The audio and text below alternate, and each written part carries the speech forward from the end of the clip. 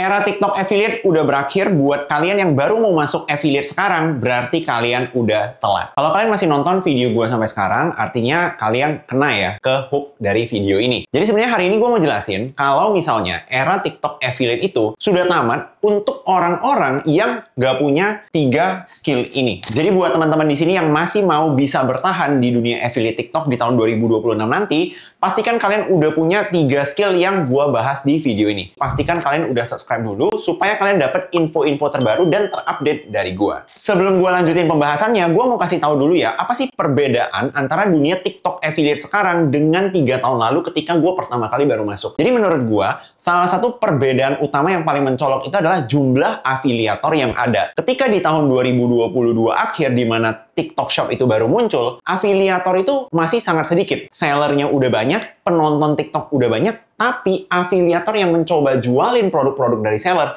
itu tidak sebanyak sekarang. Artinya apa? Artinya ya hukum supply demand-nya berlaku. Demand dari penontonnya banyak, tapi supply video afiliatornya sedikit. Jadi afiliator itu masih gampang ngejar FYP atau ngejar penjualan. Dan mungkin gue harus peringatkan kalian ya, kalau di tahun 2026 nanti, atau bahkan 2027 dan seterusnya, dunia affiliate ini tidak akan makin gampang. Karena pemainnya itu makin lama akan makin banyak. Gue juga mau ingetin satu hal, menurut gue nanti di tahun 2026 akan banyak pemain-pemain baru masuk, dan mereka ini bukan lagi para afiliator pemula seperti kita. Mereka ini adalah brand owner, seller, artis-artis besar, tiktokers lama yang mulai sadar kalau ternyata dunia affiliate itu ada duitnya dan mereka juga mau ngambil sebagian dari kue tersebut. Makanya saran dari gua, kalau kalian masih nonton video ini di tahun 2025 akhir atau 2026 awal, pastikan kalian udah punya 3 skill ini supaya akun affiliate kalian bisa makin berkembang dan pastinya bertahan. Skill pertama yang mau gua bahas itu adalah kegigihan. Nah, kenapa menurut gua menjadi afiliator itu kalian harus menjadi orang yang gigih? Karena yang namanya kita jadi affiliate TikTok, itu kita harus bisa yang pertama konsisten. Jadi posting satu konten, minimal satu konten setiap hari supaya algoritma dari akun kalian itu tetap terjaga. TikTok sendiri itu sangat menyukai akun-akun yang konsisten posting. Jadi kalau misalnya kalian di sini pernah punya pengalaman, cobain aja. Stop posting konten selama 5 hari atau 1 minggu. Gue yakin engagement akun kalian itu pasti akan langsung anjlok. Atau kalau misalnya kalian yang selama ini rutin nge-live setiap hari, cobain aja berhenti live selama 3 hari atau 4 hari. Ketika kalian mulai live kembali, itu live kalian, room live kalian pasti akan jadi jauh lebih sepi. Makanya menurut gue salah satu skill utama yang harus dimiliki orang-orang yang mau bertahan di dunia affiliate adalah kegigihan. Nah, jadi tadi kita udah bahas poin pertama yaitu konsisten, tapi konsisten aja sebenarnya juga nggak cukup.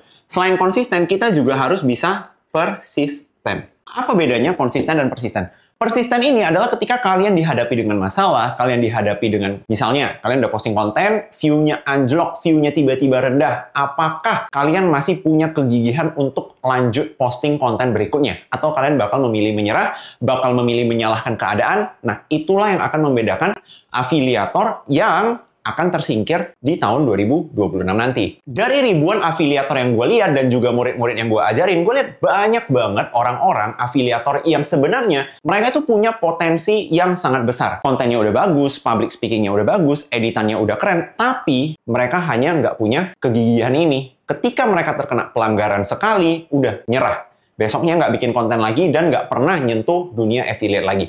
Padahal yang namanya view turun, kena pelanggaran, itu adalah resiko ataupun masalah yang tetap akan terjadi di tiap afiliator. Nggak mungkin seorang afiliator ini bisa menjadi seorang afiliator yang besar kalau dia nggak pernah ngerasain engagement-nya turun ataupun kena pelanggaran. Nah, jadi supaya kalian bisa tetap gigih, gue akan share sedikit tips bagaimana kalian bisa menjaga kegigihan kalian ya. Yang pertama, menurut gue seorang afiliator itu harus punya target atau motivasi yang jelas. Kalian harus tahu dengan jelas, kalian mau jadi afiliator itu tujuannya buat apa. Banyak banget afiliator-afiliator yang gue lihat itu gigih karena mereka punya target ataupun motivasi yang jelas. Contohnya, gue pernah ketemu salah satu murid gue yang kontennya itu belum bagus-bagus banget, tapi dia tetap konsisten posting konten dan upgrade diri setiap hari.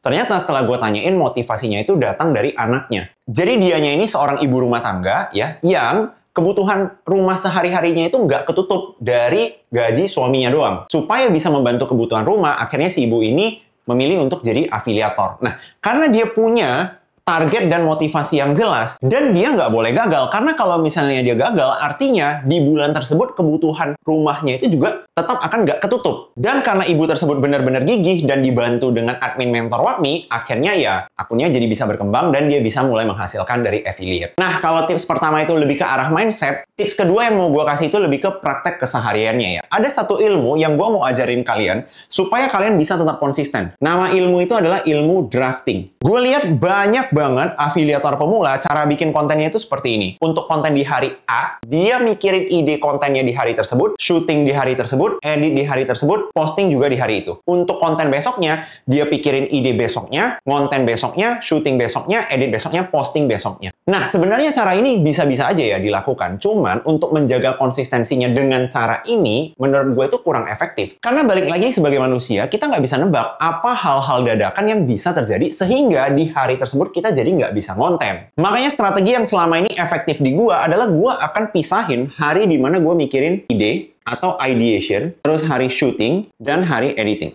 Nah, kadang hari shooting dan hari editing ini juga bisa di hari yang sama. Dan karena gue udah lakukan cara ini, biasanya dalam satu hari, ketika hari tersebut gue mikirin ide, maka di hari tersebut gue akan bikin 7-8 ide, atau bahkan 10 ide. Nah, besoknya gue akan syuting sekaligus 7-8 konten, dan sekalian ngedit 7-8 konten. Akhirnya yang akan terjadi adalah kalian akan memiliki stok konten yang bisa kalian upload sampai 7 hari ke depan. Nah, itulah yang gue namain dengan draft. Ketika kalian udah punya draft konten yang banyak, maka kalian nggak akan ketakutan untuk nggak konsisten. Karena sekalipun sampai 7 hari ke depan, kalian nggak bisa konten, kalian nggak bisa syuting, kalian udah punya draft untuk memastikan kalian konsisten sampai 7 hari ke depan. Nah, sekarang kita akan masuk ke skill kedua yang menurut gua kalau tidak dimiliki afiliator, maka dia akan gugur dalam waktu dekat. Skillnya itu gua namain dengan skill analisa. Banyak banget afiliator dan konten kreator pemula yang gue lihat tidak memiliki skill analisa yang baik. Dia ngonten itu tergantung seleranya sendiri, tidak tahu apa yang sebenarnya diinginkan oleh penonton. Biasanya orang-orang seperti ini ketika masuk ke live gue, dia akan punya pertanyaan seperti ini. Aku merasa kontenku sudah bagus, tapi kenapa ya kontenku tidak FYP? Biasanya gue akan tanya balik, kalau konten lu udah benar-benar bagus, kenapa tidak FYP? Harusnya kan konten yang bagus itu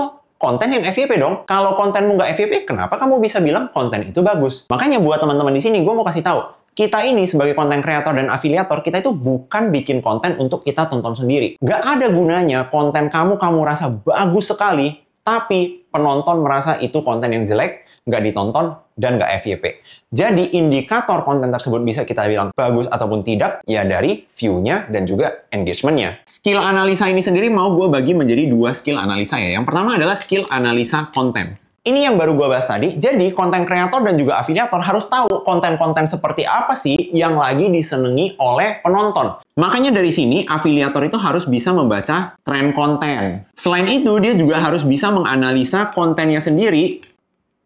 Kira-kira dari angle-angle konten yang dia produksi, penonton itu lebih seneng nontonin yang angle mana. Misalnya, si konten kreator ini ada beberapa angle konten di akunnya. Misalnya yang pertama itu adalah konten review. Terus ada konten battle. Terus ada konten a day in my life. Ternyata setelah dianalisa, konten a day in my life-nya ini selalu rame. Tapi tiap kali posting konten review produk, ini selalu sepi. Nah, apabila si konten kreator ini tidak jago analisa, bisa aja dia kurang memaksimalkan konten a day in my life-nya. Jadinya konten review-nya dibanyakin, malah konten nggak lakunya, kuantitinya jadi lebih banyak daripada konten yang laku. Sedangkan kalau misalnya dia jago analisa, oh ternyata tiap kali aku bikin konten a day in my life, orang itu lebih suka ya. Nah, dari sana harusnya keputusan yang diambil itu adalah memperbanyak kuantiti konten a day in my life. Selain itu, seorang konten kreator juga harus bisa membaca demand ataupun request dari penontonnya sendiri. Misalnya, kalian udah tahu kalian posting konten a day in my life ini rame. Kira-kira ke depannya a day in my life seperti apa lagi yang bisa lebih keren dan lebih dinikmati oleh penonton. Kalian bisa analisa itu dari kolom komen. Lihat aja komen-komen orang-orang, banyakan itu request konten seperti apa. Karena biasanya ketika konten itu udah mulai FYP, di kolom komen itu udah mulai muncul permintaan-permintaan dari audiens loyal kamu. Nah, kalau tadi kita udah bahas tentang analisa konten, ini spesifik untuk afiliator ya.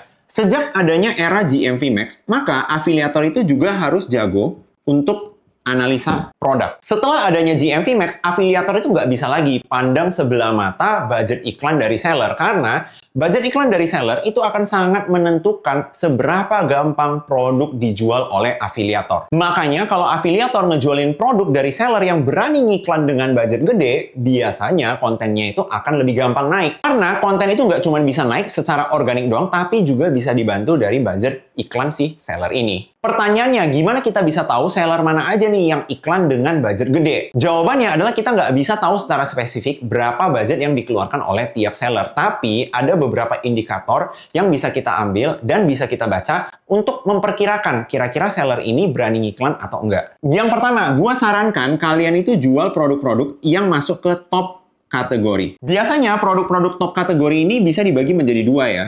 Top selling dan juga trending product. Kalau kalian buka di bagian TikTok Shop for Creator dan kalian buka di bagian produknya, maka nanti akan muncul produk-produk apa aja sih yang lagi trending. Biasanya kalau produk itu bisa sampai masuk ke kategori trending dan juga best selling, itu sellernya berani iklan. Karena susah banget produk itu tanpa iklan bisa tembus sampai ke top selling atau trending dari sebuah kategori. Gue ambil contoh aja buku gue ini. Ketika video ini dibuat, buku gue lagi trending nomor 1, nomor 2, dan nomor 3 di kategori buku. Dan ya emang bener, gue akui budget iklan gue emang lumayan besar untuk buku-buku gua. Makanya banyak banget afiliator-afiliator yang mencoba jualin buku gua itu merasakan dampaknya. Jadinya mereka jualan buku itu terasa lebih mudah. Bahkan gak jarang gua dengar cerita orang-orang atau murid-murid gua yang dia beli buku pakai duitnya sendiri dulu, tapi ketika dia bikin video mempromosikan buku gua, malah balik modal dari komisi penjualan buku gua sendiri. Makanya buat teman-teman di sini yang mau bisa bertahan di dunia affiliate harus jago banget analisa produk. Nah, kita akan masuk ke skill ketiga yang harus kalian miliki kalau kalian mau bertahan di dunia affiliate. Menurut gua, di tahun 2026, afiliator harus memiliki personal branding untuk bisa bertahan. Alasannya simpel banget, karena sekarang afiliator itu udah sangat banyak. Bahkan menurut data terakhirnya, jumlah afiliator di TikTok itu udah ada 8 juta afiliator. Dan angka itu melebihi dari jumlah seller yang ada di TikTok. Coba deh kalian bayangin, kalau kalian itu tidak bisa diingat sebagai seseorang, ya kalian akan jadi sama aja seperti jutaan afiliator lain. Apalagi sekarang ya, kalau sekedar skill konten apa adanya muncul di depan kamera ngejelasin produk, gue yakin hampir semua orang juga udah bisa. Dan kalau kalian perhatiin, sekarang ini semua afiliator banyak yang gaya mainnya hampir sama. Produk yang dijual mirip, hook-nya mirip, cara ngomong depan kameranya mirip, jadinya ya kalian nggak punya keunikan. Makanya kalau kalian perhatiin, dari tahun lalu gue udah berkali-kali mengingatkan para afiliator untuk mulai konten berkualitas. Nggak cuma sekedar bikin konten jualan atau posting konten sebanyak-banyaknya, tapi nggak membangun personal branding. Dan di sini gue bukan lagi coba menjadi dukun atau cenayang ya, atau gue bilang gue bisa meramal masa depan. Tapi gue mempelajari platform TikTok ini nggak cuma di Indonesia, tapi gue juga mempelajari apa yang terjadi di platform TikTok di negara-negara lain. Salah satunya gue mempelajari lumayan dalam apa yang terjadi di Douyin atau TikToknya China. Menurut gue, apapun yang terjadi sekarang di Indonesia itu sebenarnya udah terjadi di Douyinnya China mungkin 3-5 tahun lalu. Jadi sebenarnya ini cuma cycle yang terulang di lokasi yang berbeda dan kita lebih telat 3-5 tahun aja. Makanya menurut gue, the next game untuk afiliator adalah afiliator harus punya personal branding yang kuat. Nah, bagaimana caranya membangun personal branding? Gue akan jelasin ini secara simple, karena durasi juga gue mau jaga supaya video ini fokusnya itu bahas tentang topik affiliate TikTok itu udah tamat. Tapi kalau misalnya kalian tertarik untuk gue bikin video khusus tentang personal branding, kalian bisa tulis di kolom komen ya kalau kalian tertarik untuk video personal branding. Anyway, sekali lagi gue ingetin kalau kalian belum subscribe channel ini, pastikan kalian udah subscribe dulu ya, karena gue lihat dari data gue, ternyata lebih banyak orang yang nonton video gue itu belum subscribe loh. Nah, menurut gue ada 3 hal yang harus kalian lakukan kalau kalian mau punya personal branding yang kuat. 3 hal itu adalah spesifik, unik, dan repetisi. Oke, kita bahas yang spesifik dulu ya. Supaya kalian lebih mudah mengembangkan personal branding, menurut gue topik yang kalian pilih itu harus spesifik dulu. Makanya untuk semua murid-murid gue selalu ajarkan untuk fokus ke satu niche dulu. Dengan fokus ke satu niche, kalian akan lebih mudah dikenal sebagai orang yang emang menguasai topik itu. Dan yang namanya personal branding akan lebih mudah kebentuk kalau kalian fokus di satu pembahasan. Kita ambil contoh akun FYP Specialist aja deh. Pastinya susah banget ya untuk gue bangun personal branding FYP Specialist kalau yang gue bahas itu nyampur-nyampur. Misalnya hari ini gue bahas tentang makanan, besok bahas mobil, besok bahas tentang sepak bola, baru gue bahas tentang konten. Nggak bisa dong kebentuk image FYP spesialis. Tapi karena gue udah fokus ke satu niche dan satu topik, di mana yang gue bahas itu adalah topik bagaimana cara ngonten dan jadi affiliate di TikTok, dan konten-konten gue juga mendukung niche tersebut. Misalnya gue bahas tentang edukasi affiliate, tren terbaru di TikTok, bagaimana cara meningkatkan penjualan affiliate, barulah personal branding FYP spesialis itu bisa terbentuk. Selain spesifik di topik, menurut gue akan lebih mudah kalau kalian itu juga spesifik pada audience yang memang mau kalian kejar. Sebagai gambaran, pasar yang tadi udah kita kerucutkan dengan spesifik ke satu topik, itu mau kita kerucutkan lagi spesifik untuk jenis penonton tertentu. Misalnya, anggap aja bulatan ini adalah semua penonton yang ada di TikTok. Nah, dengan kita fokus ke satu niche, misalnya kita mau fokus di niche beauty, oke, maka kita pastinya udah nggak bisa mengakses keseluruhan market. Karena yang kita akses itu adalah orang-orang yang emang tertarik di topik beauty. Nah, dari market yang tersisa ini, kalian bisa kerucutkan lagi. Contohnya, kalian mau bahas beauty khusus untuk orang-orang yang berjerawat parah. Jadinya, sekalipun audiens yang bisa kalian akses itu tidak sebesar di awal,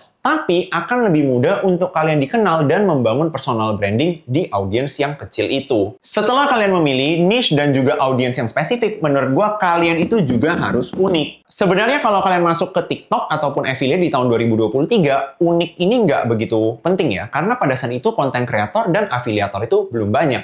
Dengan kalian mulai ngonten aja, berani muncul di depan kamera aja, itu kalian udah unik. Tapi sekarang karena afiliator dan konten kreator udah banyak banget, yang jungkir balik di depan kamera juga udah ada, jadi butuh keunikan untuk kita membangun personal branding. Menurut gua ada dua cara untuk kalian menemukan keunikan diri kalian. Yang pertama dari internal. Keunikan internal ini bisa dibilang datang dari diri kalian sendiri ya. Misalnya kalian itu adalah seorang triliuner. Berarti kan kalian sudah unik dari sisi kekayaan. Kalian bisa ambil itu dan jadikan itu sebagai keunikan kalian. Atau misalnya kalian adalah seorang mahasiswa yang sedang berkuliah di Korea Utara misalnya. Tentunya nggak banyak ya mahasiswa Indonesia yang kuliah di Korea Utara. Gua rasa juga nggak ada. Jadi kalau misalnya ada, ya berarti kalian udah unik. Itu adalah hal-hal internal yang memang ada di diri kalian dan juga hidup kalian yang bisa kalian angkat menjadi sebuah keunikan. Tapi sekalipun kalian tidak memiliki keunikan secara internal, kalian juga bisa cari yang eksternal. Caranya bagaimana? Salah satu hal yang bisa kalian lakukan adalah coba analisa konten-konten kreator dari luar negeri. Pelajarin kira-kira apa konten-konten yang lagi naik, yang lagi viral di luar negeri, tapi belum ada di Indonesia. Dan kalian bisa lakukan teknik ATM, amati, tiru, modifikasi. Bawa keunikan orang lain dari luar negeri masuk ke Indonesia. Gua ambil satu contoh ya. Ketika video ini dibuat, ada satu jenis konten yang lagi viral banget di US. Konten itu namanya Career Ladder. Nah, mungkin banyak dari kalian yang udah pernah nonton konten Career Ladder ya. Jadi buat kalian yang belum tahu konten ini, kalian bisa cari dulu Career Ladder di TikTok dan supaya kalian ada gambaran ya, ini konten seperti apa. Intinya ada satu orang yang bawa tangga kemana-mana dan tangganya itu ditaruh di tempat-tempat umum. Nanti orangnya akan berdiri di tangga tersebut dan dia bakal ajak random strangers untuk naik ke tangganya juga dan dia akan coba menebak apa pekerjaan dari si strangers tersebut. Nah, konten ini udah works banget di luar negeri. Menurut gua, mungkin dalam waktu dekat atau ketika video ini dibuat, bakal ada konten kreator Indonesia yang mengcopy bulat-bulat konten ini. Tapi, sekalipun kalian nggak copy plek-plek, kalian juga bisa lakukan sedikit ATM. Misalnya, tangganya diganti menjadi kursi taman. Atau bukannya coba menebak pekerjaan, kalian akan coba tebak range gaji orang tersebut dari pakaian yang digunakan. Hal-hal seperti inilah yang gue maksud, di mana kalian bisa mengambil keunikan orang lain untuk kalian jadikan keunikan diri kalian sendiri atau di konten kalian. Nah, tips yang terakhir untuk membangun personal branding setelah kalian itu udah spesifik dan juga unik, kuncinya ada di repetisi. Kunci dari repetisi sendiri itu ada dua. Menurut gue yang pertama itu harus konsisten, yang kedua harus FYP. Inti dari repetisi ini sendiri adalah bagaimana konten kalian bisa masuk berulang-ulang ke FYP ataupun beranda dari penonton kalian. Tentunya konten kalian itu nggak bisa masuk berulang-ulang. Tentunya konten kalian itu nggak bisa masuk berulang-ulang ke penonton kalian kalau kaliannya sendiri nggak konsisten. Posting kontennya setahun sekali. Tapi sebenarnya konsisten aja nggak cukup. Karena juga percuma kalau misalnya kalian udah konsisten posting misalnya 10 konten per hari, tapi kontennya nggak ada yang FYP. Artinya, kalian udah posting konten yang banyak, tapi nggak ada yang menjangkau audiens yang luas. Repetisi juga nggak akan terjadi. Makanya kalau kalian mau konten kalian sering masuk ke beranda dari penonton kalian, pastikan kalian mengkombinasikan konsistensi dan juga skill FYP kalian. Kira-kira itulah 3 skill yang menurut gua dibutuhkan supaya kalian tetap bisa bertahan sebagai afiliator ataupun konten kreator di TikTok sampai beberapa tahun mendatang. Anyway, gua harap video ini bisa banyak membantu kalian ya. Dan kalau kalian suka video ini, menurut gue kalian juga bakal suka dengan salah satu video gue di mana gue bahas roadmap secara realistis bagaimana kalian bisa mencapai 10 juta pertama dari TikTok affiliate. Gue harap video ini bisa kasih insight baru buat kalian ya. Nah, kalau kalian suka video ini, menurut gue kalian juga bakal suka sama video gue yang bahas bagaimana caranya kalian bisa mendapatkan 10 juta per bulan dari affiliate TikTok secara realistis. Videonya gue taruh di sini buat kalian yang mau nonton, langsung diklik aja. Dan terakhir, jangan lupa subscribe channel ini supaya gue makin semangat bikin konten-konten di platform YouTube ini ya. Kalau kalian punya kritik atau saran, jangan lupa taruh juga di kolom komentar. Sampai jumpa di video selanjutnya.